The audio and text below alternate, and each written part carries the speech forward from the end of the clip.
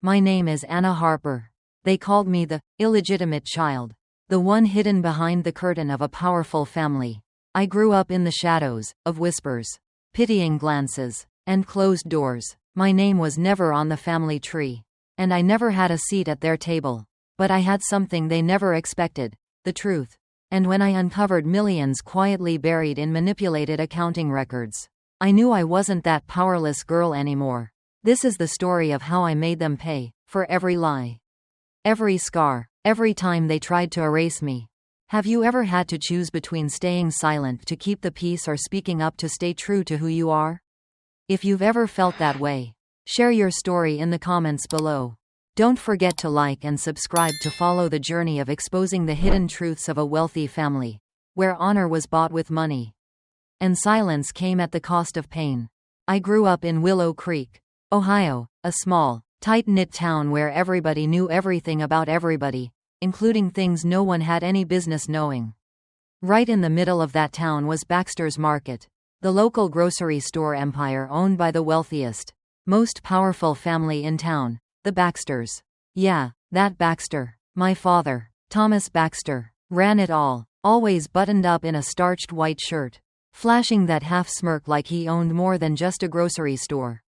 But what people didn't know, or pretended not to know, was that he had a not-so-secret affair with my mom, Maria, a Mexican immigrant who worked night shifts cleaning the store. I was the result of that affair. And if you're picturing some forbidden love story like in a Hallmark movie, let me stop you right there. This wasn't a movie. When my mom told him she was pregnant, Thomas didn't sweep her off her feet or buy her a house in the suburbs. He handed her a few bucks, gave her a tiny back room behind the storage area, and said nothing else. Don't make this a big deal, he told her. Be smart, keep it quiet. My mom, strongest woman I've ever known, chose to stay in that shadowy space so I could be born. Every night after mopping floors, she'd come home, place her hand on her belly, and whisper, "Verdad," Spanish for truth. I never understood why she stayed so silent back then. But now I do. She didn't want me growing up in hate. She wanted me raised with hope. But here's the thing. Hope doesn't pay rent.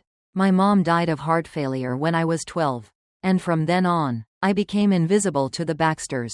Thomas would send money now and then, not out of love, but guilt, or maybe fear of scandal. Evelyn, his wife, looked at me like I was something rotting in the fridge.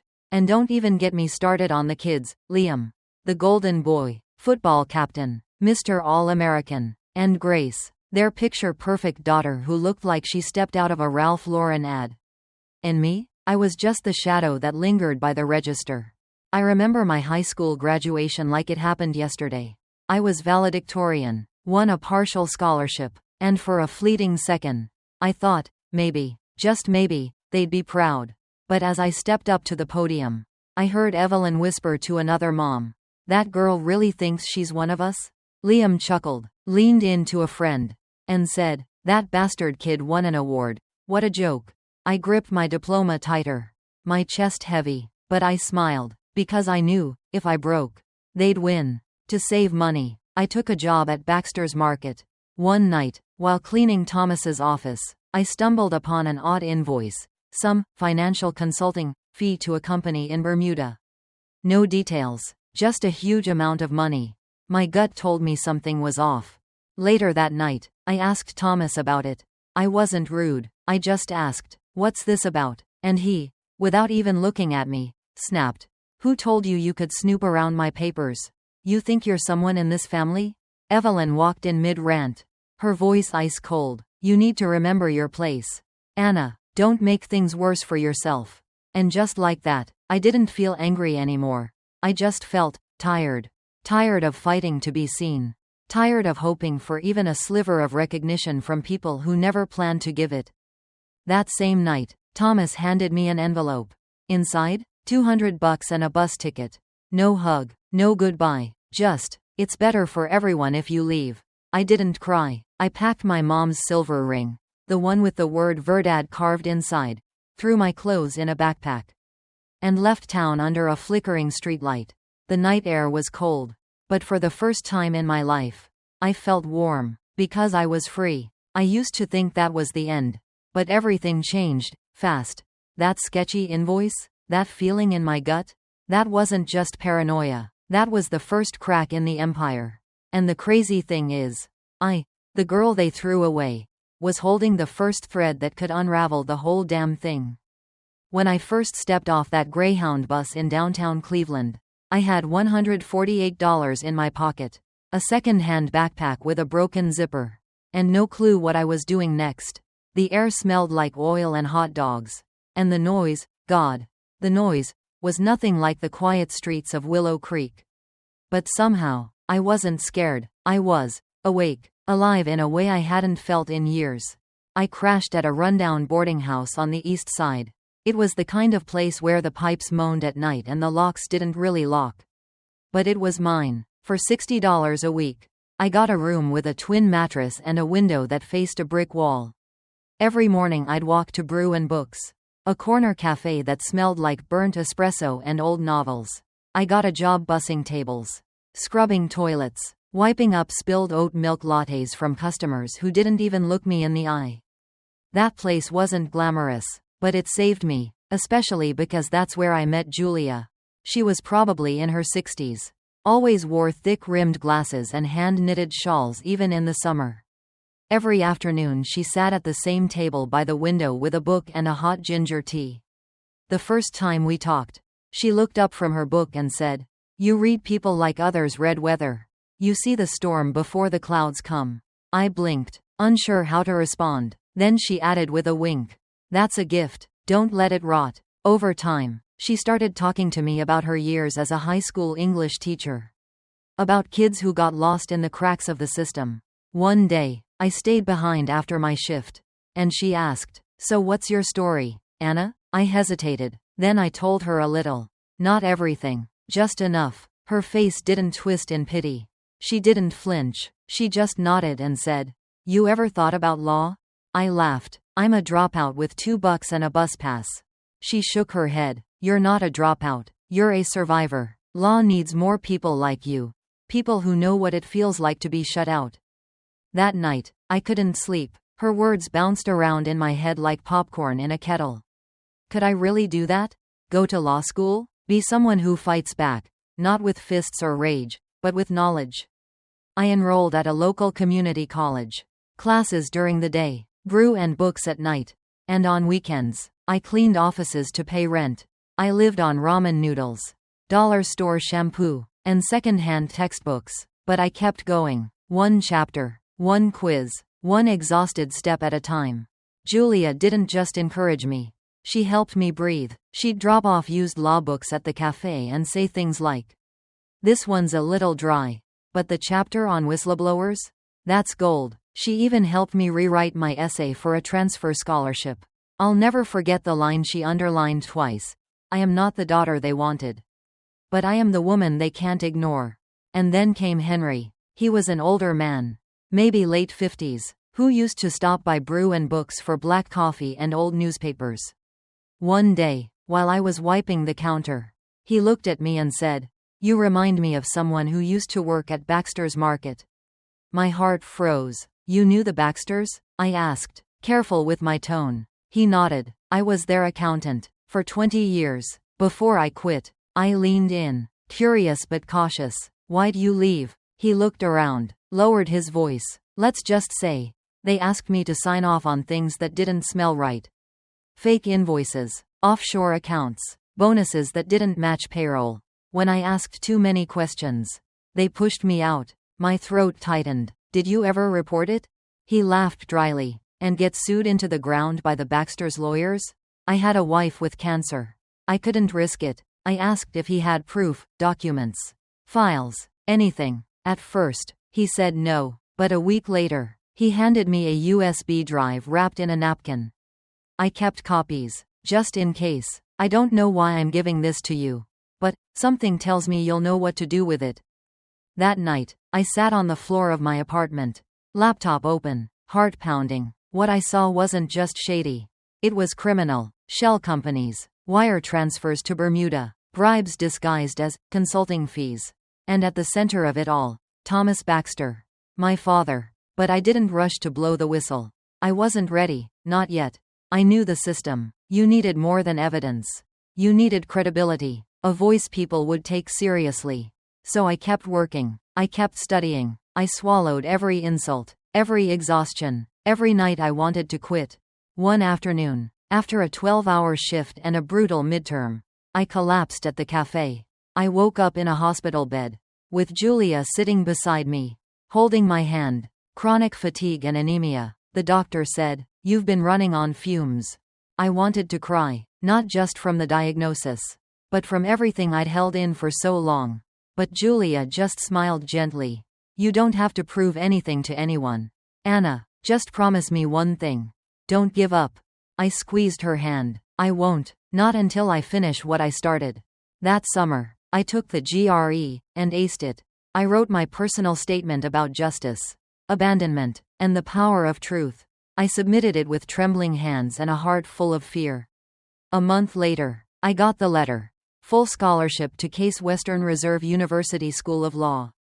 I held that envelope like it was a lifeline. Like my mom was standing there beside me, whispering, Verdad, truth. They tried to bury me, tried to erase me, but what they didn't realize was that I was still growing in the dark. I thought once I exposed the truth, I'd feel free, like finally I could breathe, but that's not how it went. Not even close. The day the article dropped, my phone blew up. People I hadn't heard from in years suddenly cared.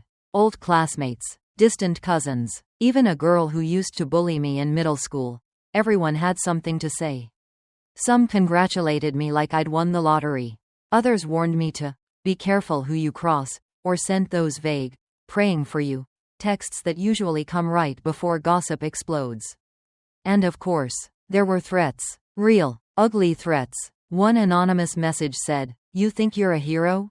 You just made yourself a target. I stared at it for minutes. Heart pounding. Unsure if I should laugh, cry, or call the police. But that wasn't the worst part. The worst part was the silence from my family. My dad, James Harper, the man I had just exposed as a tax fraud and liar, didn't call, didn't text, nothing. Not even a denial. It was like I'd been erased from existence. Like I was never part of the bloodline he worked so hard to hide me from. And honestly, maybe I wasn't. Maybe I never was. My half-brother Michael, the golden boy of the Harper family, posted a passive-aggressive Instagram story about family betrayal, with a picture of a snake. Subtle. Classic Michael. He always did love playing the victim. Even when he was the one holding the knife. Mom called. Though, through tears, she begged me to stop. Said I didn't understand the damage I'd done. They'll destroy you, Anna, she whispered, voice shaking. They have the money, the power, and they'll use it. I told her I didn't care. But the truth? I did. I cared a lot. I was scared out of my mind. But I couldn't turn back now. Not after everything I'd gone through just to be seen. Then something unexpected happened. I got a message from a woman named Claire. She said she used to work as an executive assistant at Harper Holdings for over a decade. She wrote, I know what you did. I'm proud of you. If you need evidence, I still have files. At first, I thought it was a trap. But she sent screenshots, real documents, emails, meeting notes, ledger pages that proved my father had been covering up embezzlement for years, not just for himself, but for key investors. Claire met me at a coffee shop in downtown Cleveland. She looked tired, worn down, like someone who'd been carrying secrets too long.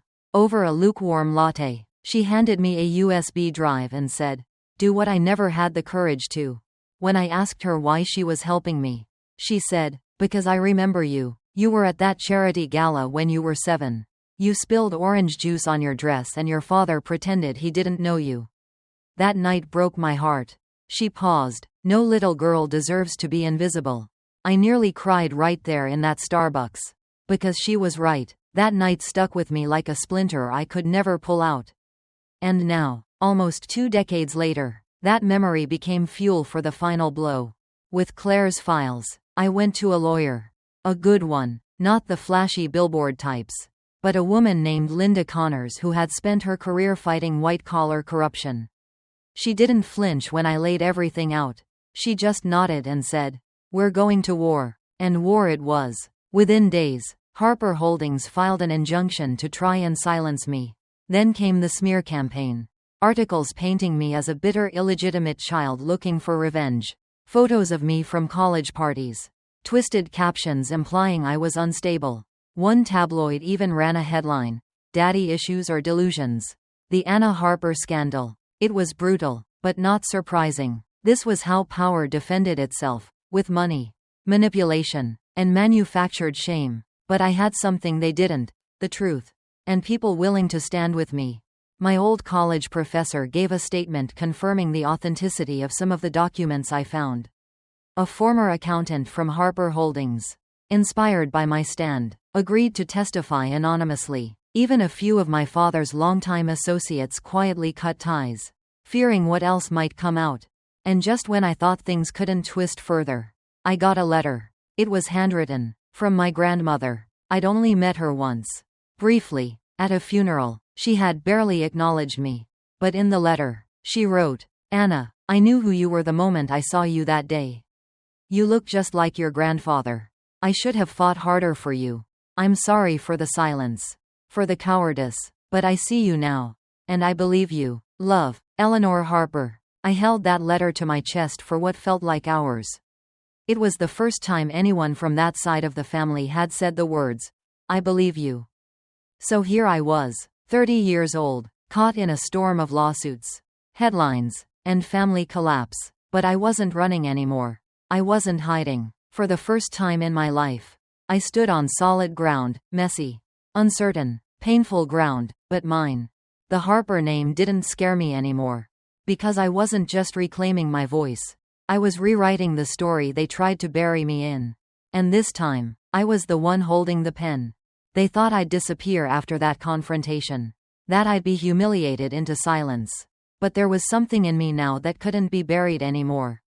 A sense of justice that screamed louder than the shame they tried to wrap me in. That night, I didn't sleep. I sat in my tiny apartment, surrounded by boxes of old files and a half-eaten burrito, staring at the same page for hours. The more I dug into the Harper Trust records I had secretly copied, the clearer it became. Someone had been moving funds through shadow corporations registered in Delaware, rerouted through fake nonprofits. And my father? His signature was everywhere. But what made my stomach churn wasn't just the money. It was the fact that some of those nonprofits were supposed to serve underprivileged communities, inner-city youth programs, housing grants for single mothers, money that should have helped kids like me. And instead, it had lined the walls of a family compound I was never allowed to enter. I couldn't sit on this. I had to act. But I also knew, this wasn't a battle I could win alone. So I reached out to the only person I had left, Rachel. Rachel Jones wasn't just a journalist. She was a wildfire. Once she grabbed onto a thread, she pulled until the whole fabric unraveled. We'd met during one of her college internships years ago, back when I was temping at a nonprofit's finance office. She remembered me, and when I told her everything, my story, the trust, the shell companies, she didn't laugh or hesitate. She just said, "I'll bring coffee and backup." We met in a Waffle House off I-71. Typical Ohio gray sky. She slid a recorder on the table. Didn't even ask if it was okay. "You sure you're ready to do this?" she asked. I nodded, even though my hands were trembling. Over the next few weeks, Rachel and her team did what I couldn't: validate, trace, expose. They dug through tax records, public audits, even contacted former employees who'd been fired mysteriously over the years. One janitor, Mr. Calhoun, remembered boxes of shredded documents leaving the office late at night. "Didn't seem right," he muttered, "but you don't ask questions when you're making minimum wage and your kid's sick." Rachel's article was scheduled to publish on a Sunday. But on Saturday morning, I got a call from my half-brother. "Anna," Jake said, his voice tight, "we need to talk." I met him in a quiet park in Cleveland Heights. He looked rough, like he hadn't slept in days. He sat on a bench and didn't even look at me. "You really gonna go through with this?" he asked. I didn't answer. Jake leaned forward, elbows on knees. "You know Dad's health ain't great. This could kill him." I almost laughed. "He's been killing parts of me my whole life." He flinched, but recovered fast. "Look, I get it, I do. But there's gotta be a better way. You don't want to be remembered as the girl who ruined her own family. Do you? I stared at him. Jake, I've never been part of your family. I was the secret, the sin swept under $1,000 rug. For a second, I saw something in his eyes, regret? Guilt? Maybe. But it passed. He stood up. Whatever happens next, it's on you. No, I said, it's on all of you. That night, the article dropped. Harper Trust accused of redirecting millions through fake nonprofits. Whistleblower claims decades of cover-ups.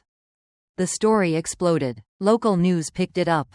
Then national. Then international. Anna Harper, illegitimate daughter. Whistleblower, financial analyst turned truth bomber, suddenly had a face in every outlet. CNN, NPR, even a late-night comedy show did a sketch. The Harper family released a statement calling it a coordinated character assassination orchestrated by a disgruntled outsider with no legal claim to the trust. But it was too late. The IRS launched an investigation. 3 board members resigned, donors pulled out, and my father? He had a stroke the following week. I didn't celebrate. There was no champagne, just silence, and an ache in my chest that wouldn't go away. I visited him in the hospital. Against every instinct in my body. He was thinner, paler, weaker than I'd ever seen him. But when he saw me, something in his eyes sparked, recognition. Then anger. You ruined everything, he whispered. I stepped closer. No, I just refused to stay buried. He turned away, dismissing me even in that fragile state. As I walked out, I passed a nurse who gave me a small, tight smile. You did the right thing, she said. I nodded, but I didn't feel right. Not yet. Because the hardest part wasn't bringing the truth to light. It was living with the silence after. But in that silence, something new began. People started emailing me. Women who'd been cast aside. Children raised in the shadows. People like me. Wounds stitched shut by money, lies, and legacy. And they all said the same thing. Thank you. You spoke for us, too. 6 months had passed since the article dropped. The Harper Trust was now a skeleton of its former self, stripped of its false glory. Hemorrhaging reputation, and under constant scrutiny from regulators and the public.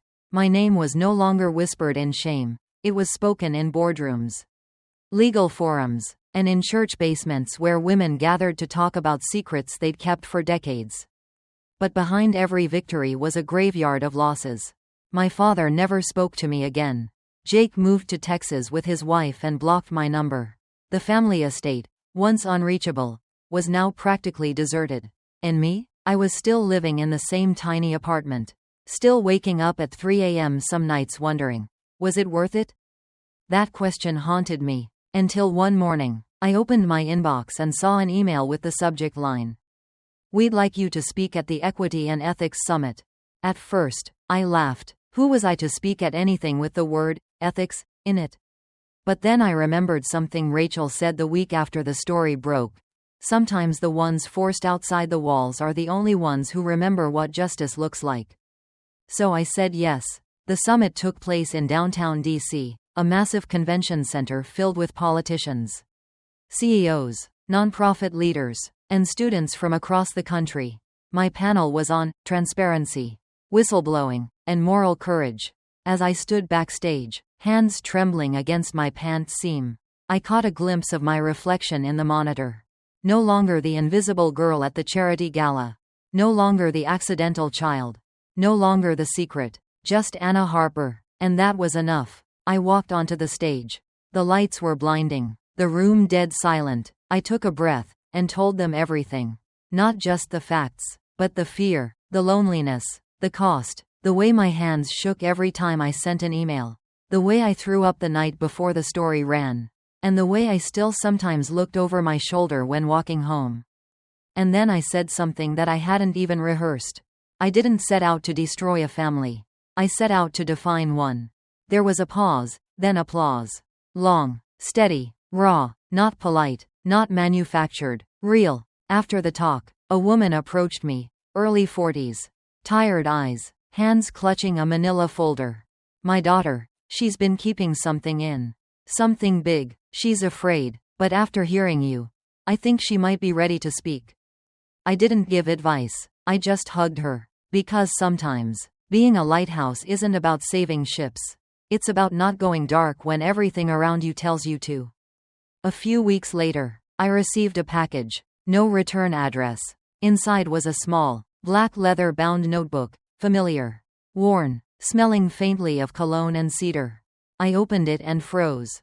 It was his. My father's personal ledger, but not of finances. Of people. Tucked between dated pages were names, notes, and letters. Some were angry, some apologetic, some full of guilt. And there, halfway through, was a name I never expected to see. My mother. He had written about her. About me. About the night I was born. About how he cried when he first held me. Then handed me back to the nurse because that's not what good men do. On the final page, in shaking handwriting, just weeks before the stroke, he wrote, I told myself I protected her. But I only protected my reputation. I hope someday she'll know. I did love her. I just didn't know how to love both her and the truth. I sat there for hours, staring at that sentence. It didn't excuse him. It didn't change the past. But it softened something. Not forgiveness. Not yet. But maybe, just maybe, the beginning of understanding. A year later, I started my own foundation, the Redefined Ledger Initiative. We offered legal aid, trauma-informed counseling, and financial literacy workshops for people raised in secret, abandoned by family legacies, or silenced by money and shame. Not just women, not just children, anyone brave enough to say, I exist. I matter. I won't stay silent anymore. I didn't do it to be noble. I did it because I finally understood what family really meant. It's not blood, not legacy, not what your last name can buy. It's truth, it's accountability, it's choosing to show up, especially when the world wants you to disappear. My last name was still Harper. I kept it, not as a tribute, as a warning, as a reminder, as a new definition. In life, it's often those we expect to protect and love us who end up hurting us the most. Anna Harper's story isn't just a fight for justice. It's a journey of rediscovering her worth after years of rejection, shame, and being wrongly judged. When we choose to break the silence, confront the truth, and face the storm with courage instead of submission, something powerful happens, not because the world suddenly becomes fair, but because we stop letting pain define who we are. There's a saying, it's not the load that breaks you down. It's the way you carry it. Anna learned to let go of the dream of a perfect family and instead built her own circle, one rooted in love, respect, and recognition. Sometimes, standing up for yourself is the most loving thing you can do, not just for you, but for those quietly watching, hoping to find their own strength through your courage. If you've ever felt like Anna, misunderstood, sidelined, or silenced, don't hesitate to share your story in the comments. We read every one, and each voice has the power to inspire and uplift others. Please like this video if it resonated with you. And consider subscribing to our channel for more stories that challenge, heal, and provoke thought. Wishing you peace today, even if the world feels chaotic. Remember, your worth doesn't come from where you were born, it comes from how you choose to live every single day.